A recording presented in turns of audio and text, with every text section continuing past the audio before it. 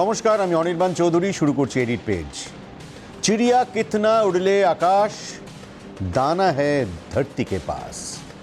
মানে পাখি তুমি যতই ওপরে ওড়ো, তোমার খাবার কিন্তু মাটিতেই রয়েছে। আমরা যতই চাঁদে মঙ্গলে বিভিন্ন গ্রহে যাই না কেন, আমাদের খাদ্য তো সেই মাটিতেই জন্মায়। হ্যাঁ, ভারত গ্রামে থাকে। 2011 সালের জনগণনা বলছে দেশের প্রায় 62% মানুষ কৃষির ওপর নির্ভরশীল। বছরে প্রায় 30 লক্ষ কোটি টাকার ফসল ফলান কৃষকরা।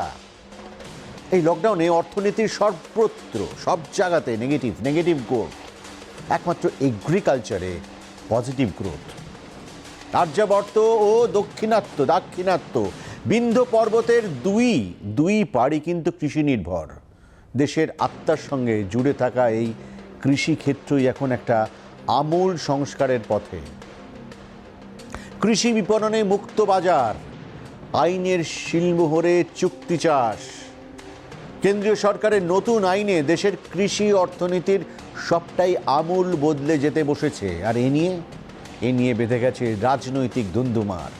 সরকার যখন দাবি করছে যে চাষির জীবনে আসতে চলেছে নতুন ভোর, তখন বিরোধীরা অভিযোগ করছেন যে চাষিকে ঠেলে দেওয়া হচ্ছে এক নিকষ কালো অন্ধকারের দিকে, যেখানে আমার আপনার অন্নদাতা পরিণত হবেন কর্পোরেটের কৃতদাসে।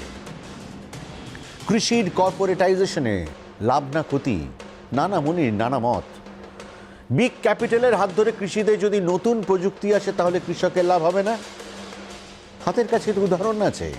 পশ্চিম ভারতের তুলো বলয়ে বিচি কটন ব্যবহারে ভারত এখন তুলো উৎপাদনে বিশ্বে 1 নম্বর। আবার নয়া আইনের ফাঁকফোকর বলে চাষির কাছে যদি পৌঁছে যান বড় পুঁজির দাদনদার, তাহলে চিন্তার বইকি কথা অবশ্যই আমাদের ভাবতে হবে। কৃষক বিক্ষোভ, কনকারেন্ট লিস্টের সুযোগে কৃষিতে নতুন আইন এনে রাজ্যের ক্ষমতা কেড়ে নেওয়ার অভিযোগ। ন্যূনতম সহায়ক মূল্য থাকবে কিনা তা নিয়ে প্রশ্ন। চাপের মুখে কেন্দ্রীয় সরকার এবার মাসখানেক আগে ঘোষণা করে দিয়েছে 22টি রবি ফসলের সহায়ক মূল্য। খোদ প্রধানমন্ত্রী দাবি করেছেন, আইন হওয়ার আগে কৃষি অর্ডিন্যান্সেই গোবলয়ে সর্ষেও, ধান, আলু, ডাল চাষিরা আগের চেয়ে অনেক বেশি দাম পেয়ে গেছেন। তবে তাতে চিড়ে ভিড়ছে কই? সবুজ বিপ্লব দেশকে খাদ্য সংকটের আশঙ্কা থেকে মুক্তি দিয়েছে, কিন্তু চাষে উন্নত প্রযুক্তির ব্যবহার বা কৃষি পণ্য কেনাবেচায় আধুনিক বাজার ব্যবস্থা তৈরির প্রশ্নে আমরা এখনো পড়ে আছি মান্ধাত্তার আমলে। গ্রামীণ অর্থনীতিতে মধ্যস্বত্বভোগীদের ছেঁটে দিয়ে কৃষির সার্বিক উন্নয়নের কথা বলে জুনে অর্ডিন্যান্স আনে সরকার। সেগুলিতেই এবার পড়ল সংসদের শিলমোহর। তার মধ্যে দুটির পোশাকের নাম দেওয়া হয়েছে কৃষি পণ্য এবং ব্যবসা বাণিজ্য উন্নয়ন আইন ও কৃষকদের চুক্তি চাষে সুরক্ষা এবং ফসলের মূল্য নিশ্চিতকরণ আইন। আর এই নিয়েই শুরু হয়ে গেছে ধুন্ধুমার। কৃষি পণ্য এবং ব্যবসা বাণিজ্য উন্নয়ন আইনে বলা হয়েছে, রাজ্যে রাজ্যে কৃষি পণ্য বাজার কমিটি বা এপিএমসির নিয়ন্ত্রণে থাকা মান্ডির বাইরেও কৃষক ইচ্ছে মতো ফসল বিক্রি করতে পারবেন। সরকারের যুক্তি, নয়া আইনে কৃষিপণ্যের আন্তঃরাজ্য অবাধ বাণিজ্যের রাস্তা খুলে যাবে, তৈরি হবে এক দেশ এক কৃষি বাজার। বিরোধীদের প্রশ্ন, দেশে 85%ই ছোট চাষি, যাদের জমি 8 বিঘার কম।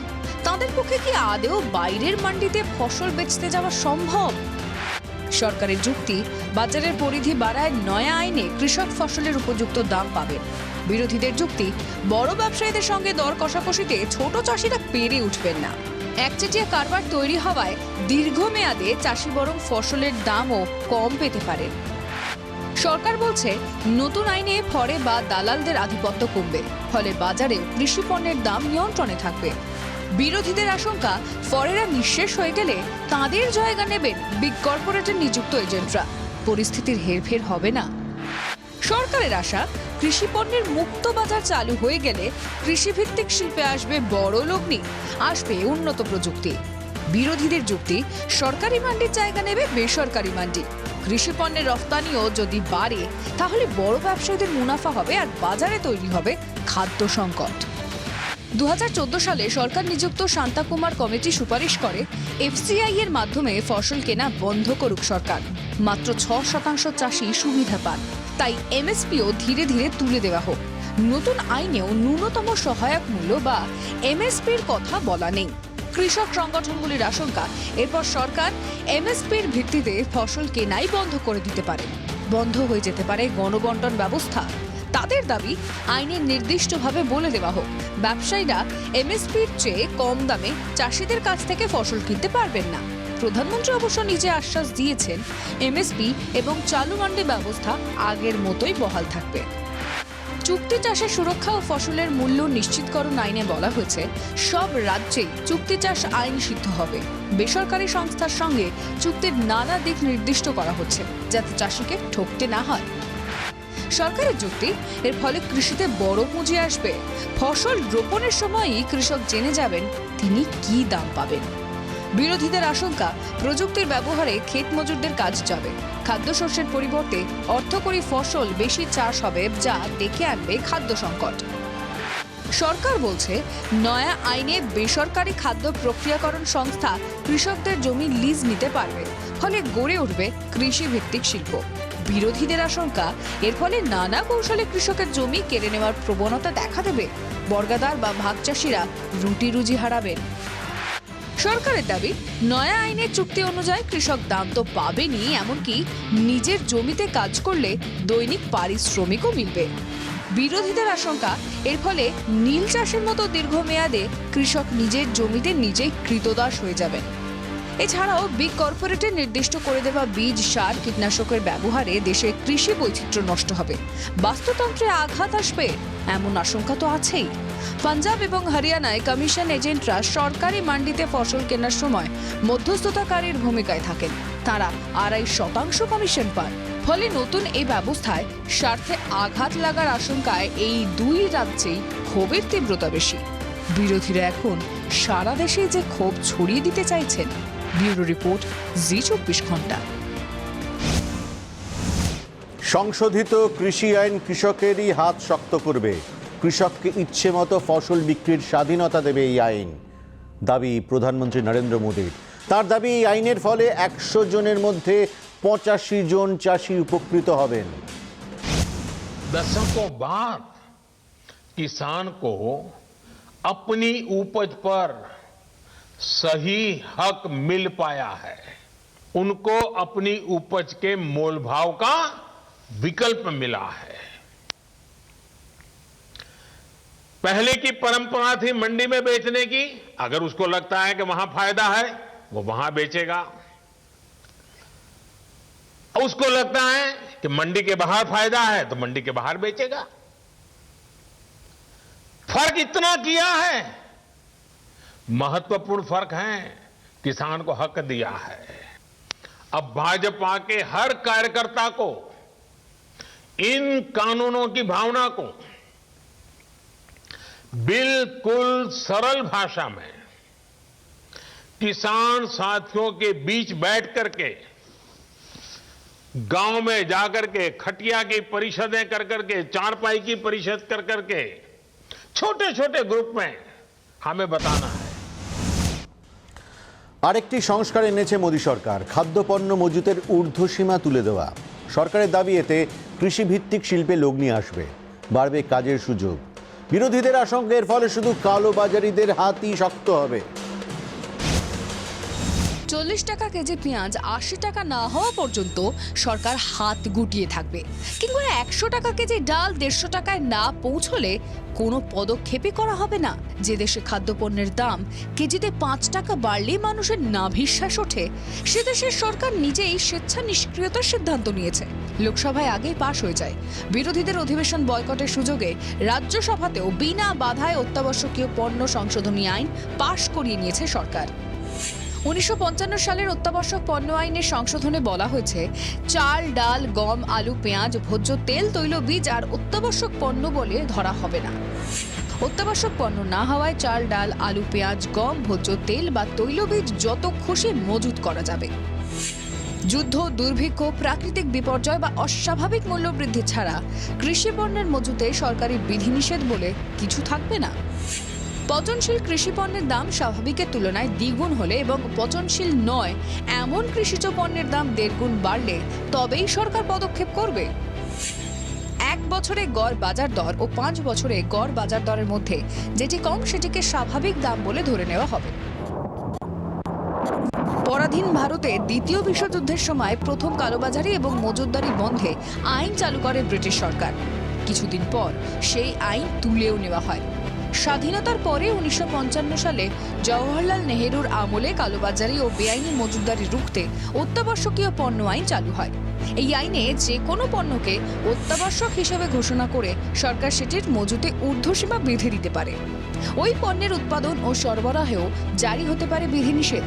সংসদের শিলমোহরে আইনটি এবার শিথিল হয়ে গেল। সরকারের যুক্তি, কৃষিপণ্য মজুতে কোনো বাধা না থাকায় খাদ্য প্রক্রিয়াকরণ শিল্পে গতি আসবে। বেসরকারি উদ্যোগে তৈরি হবে গুদাম, হিমঘরের মতো কৃষি পরিকাঠামো।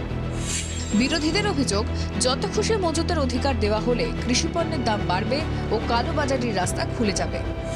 সরকারের যুক্তি, দেশে এখন কৃষি উৎপাদন যথেষ্ট। আগের মতো আর খাদ্যশস্য আমদানি করতে হয় না, এখন রফতানির লক্ষ্য হওয়া উচিত। বিরোধীদের অভিযোগ, গরিব দেশে খাদ্যশস্য রফতানি অতিরিক্ত অগ্রাধিকার পেয়ে গেলে সাধারণ মানুষের খাদ্য নিরাপত্তা বিঘ্নিত হতে পারে।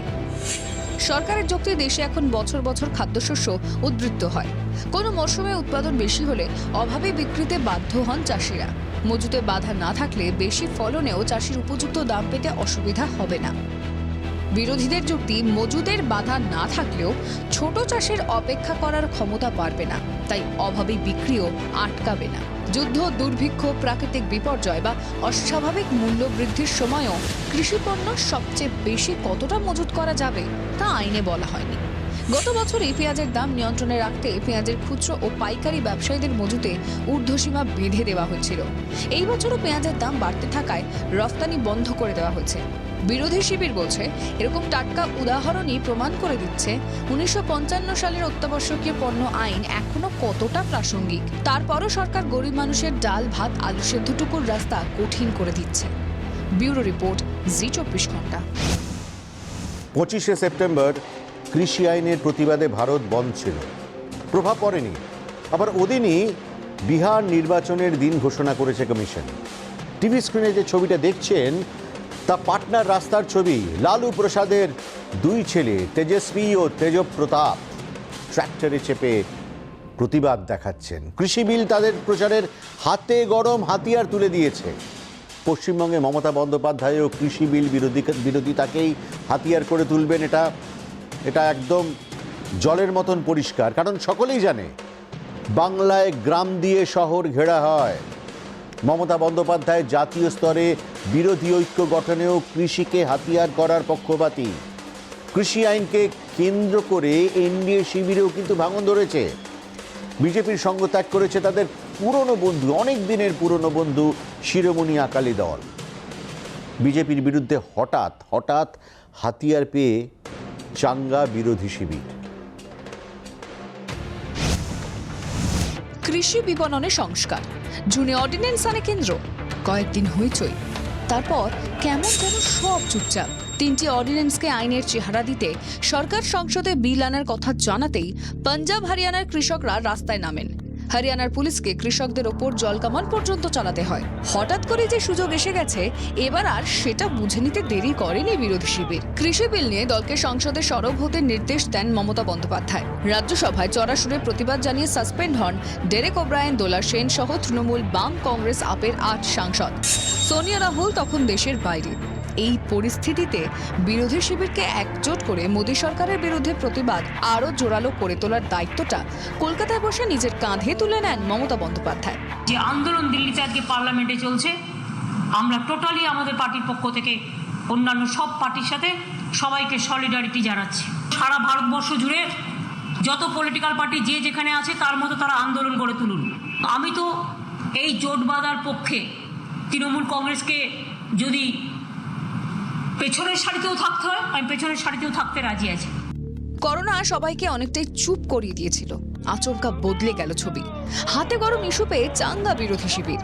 একযোগে লোকসভা ও রাজ্যসভার অধিবেশন বয়কট, সংসদের লনে রাত ভর ধর্না, পাশাপাশি দাঁড়িয়ে বিক্ষোভে সামিল বাম, কংগ্রেস, তৃণমূল, ডিএমকে, টিআরএস, শিবসেনা, ওয়াইএসআর কংগ্রেস সহ 17টি বিরোধী দলের একযোগে রাষ্ট্রপতির কাছে আর্জি, বিলে যেন সই না করেন রামনাথ কোবিন্দ। আপাতত বিরোধীদের কৌশল, এবছর বিহার, পরের বছর বাংলা, অসম এবং কেরালা, তামিলনাড়ুর বিধানসভা ভোটেও কৃষি আইন নিয়ে বিজেপিকে কোণঠাসা করার চেষ্টা। ঘরেই বার কতটা স্বস্তিতে বিজেপি? প্রধানমন্ত্রী বারবার বার্তা দেওয়ার চেষ্টা করলেও কৃষি আইনের প্রতিবাদে 2.5 দশকের পুরনো শরিক অকালি দল কেন্দ্রীয় মন্ত্রিসভা ছেড়েছে। দলের অন্দরেই দাবি ওঠায় জননায়ক জনতা পার্টি যদি সমর্থন তুলে নেয় তাহলে হরিয়ানায় সংখ্যালঘু হয়ে পড়বে বিজেপি সরকার। মমতার নির্দেশে ইতিমধ্যে রাস্তায় নেমে পড়েছে তৃণমূল। বোঝাই যাচ্ছে এই বিধানসভা ভোটে বিজেপির বিরুদ্ধে হাতে পাওয়া নতুন অস্ত্রের সদ্ব্যবহার করবেন তিনি।